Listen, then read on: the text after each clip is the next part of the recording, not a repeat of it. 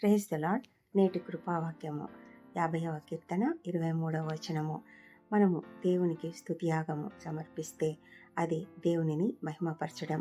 నిన్ను నన్ను ఆయన ఒక ప్రత్యేకమైన ప్రణాళికతో ప్రత్యేకంగా సృష్టించుకున్నటువంటి ఆ దేవాది దేవునికి మనం ఖచ్చితంగా స్తుతియాగం చెల్లించవలసిందే. ఆయన ఎంత అద్భుతంగా మనల్ని సృష్టించాడు. ఒక ప్రత్యేకమైన సృష్టిగా ఆయన చేసుకున్నాడు. జగత్తు పునాది వేయబడక మునిపే నిన్ను నన్ను ఏర్పరచుకున్నాడు. తన కొరకు ఈ లోకంలో మనల్ని ఉంచాడు. కనుక మనము స్తుతియాగము చెల్లించాలి, జిహ్వాఫలము అర్పించాలి. ఆ విధంగా చేసినట్లయితే ఆయన మనకు చూపించే రక్షణ, దేవుడు మనకు ఏర్పరిచిన రక్షణను ఆయన మనకు కనపరుస్తాడు. ఆ విధంగా కనపరచడానికి మార్గం సిద్ధపరచుకోవడానికే మనము దేవునికి స్తుతియాగము సమర్పిస్తున్నామన్నమాట. దేవుడు ఎంత గొప్ప దేవుడు, ఆయనకు వందనములు.